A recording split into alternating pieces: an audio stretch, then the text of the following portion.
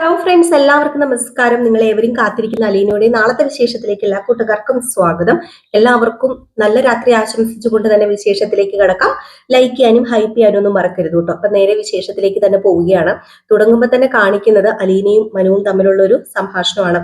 അങ്ങനെ നമ്മുടെ അലീന മനുവിനെ ഫോൺ വിളിച്ചു. അങ്ങനെ മനുവിനോട് ചോദിക്കുകയാണ്, മനുവേട്ടൻ സത്യം മാത്രമേ പറയാൻ പാടുള്ളൂ, ഞാനൊരു കാര്യം ചോദിക്കുക, മനുവേട്ടൻ അറിയായിരുന്നോ എന്നെ ഇങ്ങോട്ടേക്കാണ് അച്ഛൻ കൂട്ടിക്കൊണ്ട് വരുന്നത് എന്ന്, ഇതിന്റെ പിന്നിൽ എന്താണെന്നൊക്കെ മനുവേട്ടന് അറിയായിരുന്നോ എന്ന് ചോദിച്ചു. അപ്പൊ നമ്മുടെ മനു പറഞ്ഞു, അത് പിന്നെ എങ്ങോട്ടേക്കാ കൂട്ടിക്കൊണ്ട് പോകുന്നതെന്നൊന്നും നിന്റെ അച്ഛൻ എന്നോട് പറഞ്ഞിട്ടില്ല, ആരോടും പറഞ്ഞിട്ടില്ല.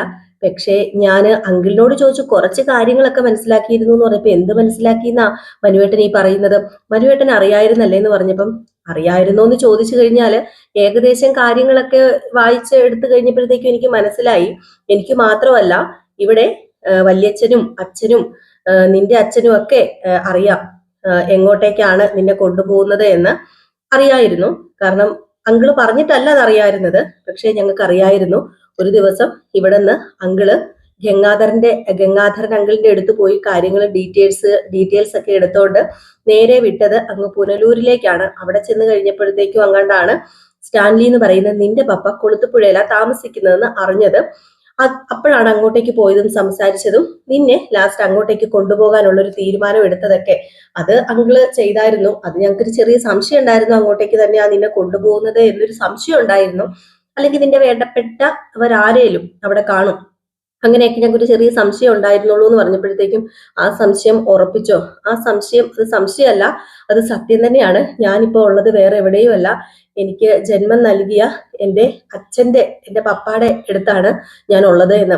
അലീന, അപ്പം നീ ഇപ്പം ഉള്ളത് അതെ സ്റ്റാൻലി ജോസഫിന്റെ അടുത്ത് തന്നെയാണ് ഞാനിപ്പോ ഉള്ളത്. എനിക്കറിയില്ല മനുവേട്ട, ഇവിടെ എന്തായി എങ്ങനെയാ ഒന്നൊന്നും എനിക്ക് മനസ്സിലാവുന്നില്ല. ഞാന് എന്തു പറയണം? എന്തെങ്കിലും പറഞ്ഞത് തെറ്റാണോ? അത് ശരിയാണോ? ഞാൻ കാണിക്കുന്നത് തെറ്റാണോ അതോ ശരിയാണോ? അത് ഇവർക്ക് ഇഷ്ടപ്പെടുവോ? എന്തിനും ഏതിനും പേടിച്ച് വിറച്ച് കാര്യങ്ങൾ ചെയ്തുകൊണ്ടിരിക്കുക ഞാനിവിടെ. എന്നാലും ഞാനിവിടെ പിടിച്ചു നിൽക്കും മനുവേട്ടാ, എനിക്കിവിടെ പിടിച്ചു നിന്നല്ലേ പറ്റൂ. എന്റെ അമ്മയ്ക്ക് എന്നെ വേണ്ടെങ്കിലും ഇങ്ങോട്ടേക്ക് അദ്ദേഹം എന്നെ കൊണ്ടുവന്നിട്ടുണ്ടെങ്കിൽ അദ്ദേഹത്തിന് എന്നോട് ഉള്ളിന്റെ ഉള്ളിൽ സ്നേഹം കാണുമായിരിക്കാം. അതുകൊണ്ടൊക്കെ തന്നെ ആയിരിക്കുമല്ലോ എന്നെ ഇങ്ങോട്ടേക്ക് കൊണ്ടുവന്നത്. അതുകൊണ്ട് ഞാനിവിടെ എങ്ങനെയെങ്കിലും പിടിച്ചു നിൽക്കും. പിന്നെ ഇവിടെ ഞാൻ മാത്രമേ ഉള്ളൂ, വേറെ ആരും ഇവിടെ ഇല്ല. ഞാനും എന്റെ പപ്പയും പിന്നെ ഇവിടുത്തെ സർവൻസും മാത്രമാണ് ഈ വീട്ടിലുള്ളതെന്ന് പറഞ്ഞപ്പം അലീന, നിനക്ക് അവിടെ നിൽക്കാൻ കംഫർട്ടബിൾ ആണോ എന്ന് ചോദിച്ചപ്പോഴത്തേക്കും അതെ കംഫർട്ടബിൾ ആണോ എന്നൊക്കെ ചോദിച്ചു കഴിഞ്ഞാൽ മനുവേട്ട, എനിക്ക് ഇവിടെ നിൽക്കാൻ താല്പര്യമില്ലെന്ന് പറയാൻ പറ്റില്ലല്ലോ. കാരണം എനിക്ക് വേറെ എവിടത്തെക്കാളും ഒരു കംഫർട്ടബിൾ ഇവിടെ അല്ലേ ആവേണ്ടത്. കാരണം ഇവിടെ എൻ്റെ പപ്പയുണ്ട്, എനിക്ക് ജന്മം നൽകിയ എൻ്റെ പപ്പയുണ്ട്. ആ പപ്പയുടെ ഇഷ്ടപ്രകാരം തന്നെയാണല്ലോ എന്നെ ഇങ്ങോട്ട് കൂട്ടിക്കൊണ്ട് വന്നത് എന്ന് പറഞ്ഞപ്പം എങ്കിൽ പിന്നെ നിനക്ക് അവിടെ നിൽക്കുന്നതിൽ കുഴപ്പമില്ലല്ലോ, നീ ഇപ്പൊ തൽക്കാലം അവിടെ നിൽക്ക്. നിനക്ക് എപ്പോഴും ഇങ്ങോട്ടേക്ക് വരാൻ തോന്നുന്നോ അപ്പൊ നിനക്ക് ഇങ്ങോട്ടേക്ക് വരാം. അല്ലെങ്കിൽ നീ എന്നെ ഒന്ന് വിളിച്ചാൽ മതി, എന്തെങ്കിലും അത്യാവശ്യത്തിനോ കാര്യത്തിനോ എന്തെങ്കിലും ഉണ്ടെങ്കിൽ നീ എന്നെ ഒന്ന് വിളിച്ചാൽ മതി, ഒരു കോളിനപ്പുറം ഞാൻ അവിടെ എത്തിയിരിക്കുന്നു പറഞ്ഞപ്പം മനുവേട്ടന് ആകെപ്പാടെ എന്റെ ബലം എന്ന് പറയുന്നത് എന്തെങ്കിലും ഉണ്ടെങ്കിൽ മനുവേട്ടൻ ഞാൻ വിളിക്കും കേട്ടോ, ഞാൻ എപ്പോ വിളിച്ചാലും മനുവേട്ടൻ കോള് അറ്റൻഡ് ചെയ്യണം കേട്ടോ എന്ന് പറഞ്ഞപ്പോഴത്തേക്കും തീർച്ചയായിട്ടും നീ വിഷമിക്കേണ്ട, ഞാൻ കോൾ എടുത്തിരിക്കും. നീ ഏത് പാതിരാത്രിക്ക് വിളിച്ചാലും അലീനെ നിന്റെ കോള് ഞാൻ എടുത്തിരിക്കും. നീ ഇവിടുന്ന് പോയപ്പോൾ നിന്റെ കൂടെ വരണമെന്നും നിന്റെ അടുത്ത് യാത്ര ചെയ്യണമെന്ന് നിന്നോട് സംസാരിച്ചോണ്ട് പോകണമെന്നൊക്കെ എനിക്ക് ഉണ്ടായിരുന്നു. പക്ഷെ അതൊന്നും നടന്നില്ല. എങ്കിലും നീ സേഫ് ആണല്ലോ, നീ സേഫ് ആയിട്ടുള്ളൊരു സ്ഥലത്താണല്ലോ എത്തിച്ചേർന്നിരിക്കുന്നത്. നിന്റെ അമ്മയിൽ നിന്നോ നിനക്ക് സ്നേഹം കിട്ടിയില്ല, എന്നാ പിന്നെ നിന്റെ പപ്പയിൽ നിന്ന് നിനക്ക് സ്നേഹം കിട്ടുന്നുണ്ടെങ്കിൽ ദൈവമായിട്ട് നിന്നെ അങ്ങോട്ടേക്ക് കൊണ്ടുപോയതായിരിക്കും, അങ്കിളിനെ ദൈവമായിട്ട് തോന്നിപ്പിച്ചതായിരിക്കും. അതുകൊണ്ട് നീ ധൈര്യമായിട്ടിരിക്കും, നിന്റെ കൂടെ എല്ലാവരും ഉണ്ട് എന്നിങ്ങനെ പറഞ്ഞു. എന്നിട്ട് നമ്മുടെ മനു ചോദിച്ചു, അല്ല അങ്കിൾ ഇപ്പോൾ തിരിച്ചു പോകുന്നോന്ന് ചോദിച്ചപ്പോഴത്തേക്കും പപ്പ എന്നല്ല സോറി അച്ഛൻ ഇവിടെ നിന്ന് തിരിച്ചു പോന്നായിരുന്നു. എന്നെ ഇവിടെ ആക്കിയിട്ട് ഒരുപാട് വിഷമത്തോടു കൂടിയാ അച്ഛൻ അങ്ങോട്ട് തിരിച്ചു വന്നിരിക്കുന്നത്. അതെനിക്ക് നന്നായിട്ട് അറിയാൻ മനുവേട്ടാ. ഒരുപാട് വിഷമം എൻ്റെ അച്ഛനുണ്ട്. ആ വിഷമം പേറി അങ്ങോട്ടേക്ക് എത്തുന്നത്. ഇനി അവിടെ എന്തൊക്കെയാ സംഭവം നടക്കാൻ പോകുന്നതെന്ന് എനിക്കറിയില്ല. അവിടെ ഇനിയിപ്പം അമ്മ വന്നില്ലേ, അമ്മ വന്നിട്ട് ഇനിയിപ്പം എന്തൊക്കെയായിരിക്കും അവിടെ നടക്കാൻ പോകുന്നത്. ബബിതയ്ക്കാണെങ്കിൽ കുറച്ച് മുൻചുണ്ടി കൂടുതലാ. അവള് വേണ്ടുന്നതിനും വേണ്ടാത്തതിനും ഒക്കെ എടുത്തടിച്ച് ഓരോ വർത്താനം പറയും. അത് ചിലപ്പോൾ അവിടെ മേഡത്തിന് ഇഷ്ടപ്പെട്ടില്ല എന്ന് വരും. അതിന്റെ കൂടെ അങ്ങോട്ടും ഇങ്ങോട്ടും അടിയും ബഹളവും. അതുപോലെ അച്ഛൻ എന്തൊക്കെയാ വിളിച്ചു പറയാൻ പോകുന്നതെന്നൊന്നും അറിയില്ല മേഡത്തിനോട്. ഏതായാലും മനുവേട്ടന്റെ ഒരു കണ്ണ് വേണം കേട്ടോ എപ്പോഴും അങ്ങോട്ടേക്ക്. ഞാൻ പറയുന്നത് വെറുതെ അല്ല, അവിടെ ഒരാൾ എപ്പോഴും ഇല്ലെങ്കിൽ ശരിയാവില്ല, ആകപ്പാടെ തകിടം മറിയും. അതുകൊണ്ടാന്ന് പറഞ്ഞപ്പോ നീ വിഷമിക്കേണ്ട അലീനെ, ഞാൻ പറഞ്ഞല്ലോ ഞാൻ നിന്റെ കൂടെ ഉണ്ട്. ഒരു വിഷമവും വേണ്ട നിനക്ക്, നീ ധൈര്യമായിട്ട് അവിടെ നിന്നോ. സത്യം പറഞ്ഞ ഇപ്പം എനിക്കൊരു ധൈര്യം തോന്നുക, നീ പോയി നിൽക്കുന്നത് നിന്റെ പപ്പയുടെ അടുത്താണല്ലോ. അത് മാത്രമല്ല, നിനക്ക് അവിടെ ബുദ്ധിമുട്ടാണെങ്കിൽ നിന്നെ സ്വീകരിക്കാനായിട്ട് ഞാനും ബാലചന്ദ്രൻ അങ്കിളും ഒക്കെ ഇവിടെ ഉണ്ട്. അപ്പൊ നീ അതുകൊണ്ട് പേടിക്കൊന്നും വേണ്ട, നീ സുഖമായിട്ട് കിടന്ന് ഉറങ്ങാൻ നോക്ക് എന്ന് പറഞ്ഞപ്പോഴത്തേക്കും അതും പറ്റത്തില്ലല്ലോ, അതും ഉറക്കം വരാത്തൊരു സാഹചര്യമാണ്. ഇവിടുത്തെ പട്ടുമെത്തയിൽ കിടന്ന് എനിക്ക് ഉറക്കം വരുമോ മനുവേട്ട? ഞാൻ ഇപ്പൊ അച്ഛൻ വിളിച്ചപ്പം പറഞ്ഞതേ ഉള്ളൂ, ഇവിടെ ഒന്നും എനിക്ക് സെറ്റ് ആവില്ല മനുവേട്ട. ഈ ഒരു മുറിക്കകത്ത്, ആ മുറിക്കകം കാണുമ്പോ തന്നെ എന്തോ രാജകൊട്ടാരം പോലെയൊക്കെ എനിക്ക് ഫീൽ ചെയ്യുന്നത്. കഥകളിൽ വായിച്ചിട്ടുള്ള രാജകൊട്ടാരം ഇല്ലേ, എല്ലാ സൗകര്യത്തോടും ജീവിക്കുന്ന രാജകുമാരി ഇല്ലേ, അതുപോലെ എനിക്ക് തോന്നുന്നത്. ഇതൊന്നും എനിക്ക് സൂട്ട് ആവില്ല മനുവേട്ട എന്നൊക്കെ ഇങ്ങനെ പറയുമ്പോഴത്തേക്കും, എല്ലാം ദൈവം നിനക്ക് കൊണ്ടു തന്നത് നല്ലതിനാണെന്ന് മാത്രം കരുതിയാൽ മതി അലീന എന്ന് പറഞ്ഞു. പിന്നെ എല്ലാവരും നിർബന്ധിച്ചിട്ടല്ലല്ലോ നീ ഇവിടുന്ന് പോയത്, നിന്റെ നിർബന്ധം കൂടി ആയിരുന്നല്ലോ ഇവിടുന്ന് പോകണം എന്നത്. അപ്പം സാരമില്ല പോട്ടെ എന്നുള്ള രീതിയിലൊക്കെ ഇങ്ങനെ സംസാരിക്കുകയാണ്. ഏതായാലും സംസാരിച്ചു, അലീനയോട് ആശ്വസിപ്പിച്ചു, കിടന്നുറങ്ങിക്കോളാൻ പറഞ്ഞു, നീ ഫോൺ വെച്ചുകൊണ്ട് തന്നെ കിടന്നുറങ്ങിക്കോ, ഞാൻ നിന്റെ അടുത്തുണ്ട് എന്നൊക്കെ പറഞ്ഞ് അത്രയും കെയർഫുൾ ആയിട്ട് നമ്മുടെ മനു വേണമെങ്കിൽ ഉറക്കി എന്ന് പറയാൻ കിടത്തി. അതുപോലെ നമ്മുടെ മനു അലീനെ സമാധാനിപ്പിച്ചിട്ടാണ് എന്ത് ചെയ്യുന്നത്, ഫോണൊക്കെ കട്ട് ചെയ്യുന്നത് കേട്ടോ. അപ്പൊ പിന്നെ കാണിക്കുന്ന സീൻ എന്ന് പറഞ്ഞാൽ നേരം പരപരാ വെളുക്കുന്നു. പരപരാ വെളുത്ത് കഴിഞ്ഞപ്പോഴത്തേക്കും നമ്മുടെ അലീനയ്ക്കാണെങ്കിൽ നിന്നിട്ടൊന്നും ഇരിക്കപ്പുറത്തെ ഒന്നുമില്ല. കുറച്ചു നേരം അതിലേക്കൂടെ ഇറങ്ങി നടക്കുന്നു, പട്ടികൾ ഓടി വരുന്നു. പട്ടികൾ ഓടി വരുമ്പോഴത്തേക്കും പട്ടികളോട് ഇങ്ങനെ സംസാരിക്കുന്നു, പട്ടികളോട് എന്തൊക്കെയോ പറയുന്നുണ്ട്. ഇത് ആന്റപ്പനും പൗലോസും ഒക്കെ കണ്ടിട്ട് ഇതിപ്പം കേണൽ അദ്ദേഹത്തിന്റെ കൊച്ചു തന്നെയാണെന്ന് തെളിയാ വേറൊന്നും വേണ്ട, കണ്ടില്ലേ മൃഗങ്ങളോടൊക്കെ എന്തൊരു സ്നേഹമാണ്, പട്ടികളോട് എന്തൊരു സ്നേഹമാണ് എന്ന് ചോദിക്കുന്നതാണ്. അവർ അങ്ങോട്ടും പരസ്പരം പറയുന്നുണ്ട്. അങ്ങനെ നമ്മുടെ അലീനെ പുറത്തേക്ക് ഇങ്ങനെ ഇറങ്ങി പോകാൻ തുടങ്ങുമ്പോഴത്തേക്കും പുറകിൽ നിന്ന് വിളിക്കുകയാണ് കേട്ടോ പൗലോസ്, മോളെ കുഞ്ഞെ നീ എങ്ങോട്ടാ പോകുന്നത് അലീന എന്ന് ചോദിക്കുമ്പോഴത്തേക്കും, അത് പിന്നെ ഞാനൊന്ന് കറങ്ങി ഈ മുറ്റത്തേക്കൊക്കെ ഒന്ന് ഇറങ്ങട്ടെ എന്ന് പറയുമ്പോൾ, വേണ്ട നീ അങ്ങനെ ഇറങ്ങി കറങ്ങി തിരിഞ്ഞൊന്നും നടക്കണ്ട, കാരണം വെളിയിൽ ആരെങ്കിലും ഒക്കെ കണ്ടു കഴിഞ്ഞിട്ടുണ്ടെങ്കിൽ നീ ആരാണെന്ന് ചോദിക്കില്ലേ എന്ന് പറയുമ്പം, അപ്പൊ എന്താ ഞാന് ഇവിടുത്തെ സ്റ്റാൻലി ജോസഫിന്റെ, റിട്ടയർഡ് കേണൽ സ്റ്റാൻലി ജോസഫിന്റെ മകളാണെന്ന് പറഞ്ഞാല് എന്താ ഇത്ര കുഴപ്പമിരിക്കുന്നത്? എന്റെ പപ്പ പറഞ്ഞല്ലോ ഞാൻ സ്റ്റാൻലി ജോസഫിന്റെ മകളാണെന്ന്. അപ്പോഴത്തേക്കും അത് നിന്റെ പപ്പ പറഞ്ഞു, പക്ഷെ പുറത്തുനിന്ന് ഒരാൾ ചോദിക്കുമ്പം നിന്റെ അച്ഛനോട് ആരും മിണ്ടത്തില്ല, പേടി എല്ലാവർക്കും, നിന്റെ പപ്പയോട് മിണ്ടത്തില്ല ആരും. നിന്റെ പപ്പേനെ കണ്ടു കഴിഞ്ഞിട്ടുണ്ടെങ്കിൽ നാട്ടുകാർക്കും വീട്ടുകാർക്കും എല്ലാം മുട്ടുകൂട്ടി ഇടിക്കും. ആര് ചോദിക്കാനാ? പിന്നെ ചോദിക്കുന്നത് ഞങ്ങളോടല്ലേ. ഞങ്ങൾ ചോദിക്കുമ്പോ എന്ത് പറയും? അല്ല അത് നിങ്ങളുടെ കേണൽ അദ്ദേഹത്തിനോട് തന്നെ ചോദിക്കുക, എന്ത് പറയണം എന്ത് പറയും എന്നൊക്കെ. എന്നിട്ട് നിങ്ങൾ എന്താണെന്ന് വെച്ചാൽ പറഞ്ഞു, അല്ലാതെ ഈ വീടിനകത്ത് ഇങ്ങനെ മൂടിക്കെട്ടിയിരിക്കാനൊന്നും എന്നെ കൊണ്ട് പറ്റത്തില്ല, അതൊന്നും നടക്കുന്ന കാര്യമല്ല. അതുകൊണ്ട് എനിക്ക് ഇവിടെയൊക്കെ കാണണം എന്നൊക്കെ പറഞ്ഞ അലീന അതിലെ ചുറ്റിക്കറങ്ങി കാണുകയും ഒക്കെ ചെയ്യാണ്. അലീനയ്ക്ക് അടങ്ങി ഒതുങ്ങിയിരുന്നു വല്ല ശീലവും ഇല്ലല്ലോ. അപ്പൊ അങ്ങനെ കുറച്ച് സീനുകള്. അതുപോലെ നമ്മുടെ പൗലോസും ആന്റപ്പനും കൂടെ സംസാരിക്കുന്നുണ്ട്. ഇതിപ്പം ഔതക്കുട്ടിച്ചായൻ അറിഞ്ഞാൽ എന്തായിരിക്കും?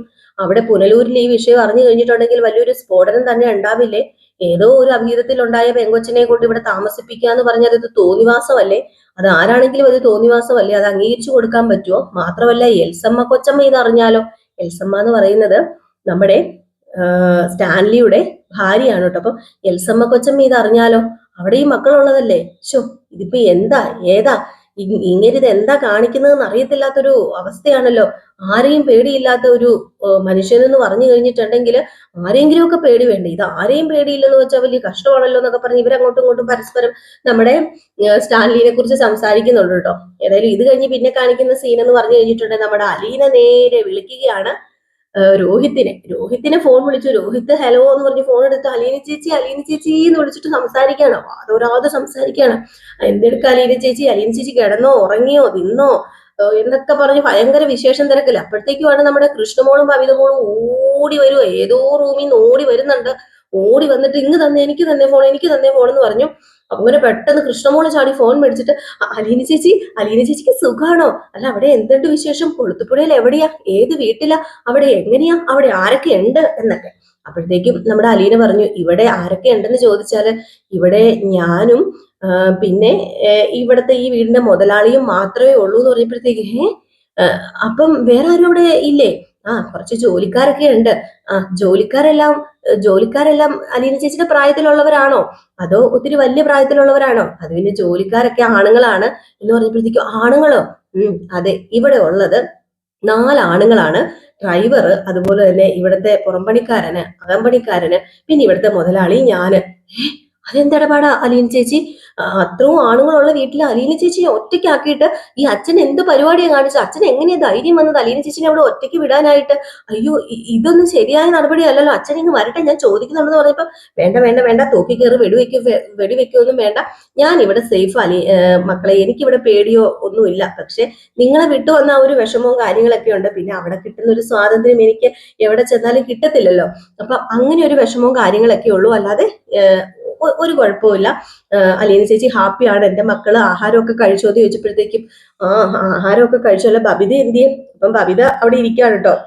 അപ്പൊ ബബിത പറഞ്ഞു, ഞാനിവിടെ ഉണ്ടേ. അല്ല, അനക്കൊന്നും ഇല്ലല്ലോ, എന്തെടുക്കായിരുന്നു?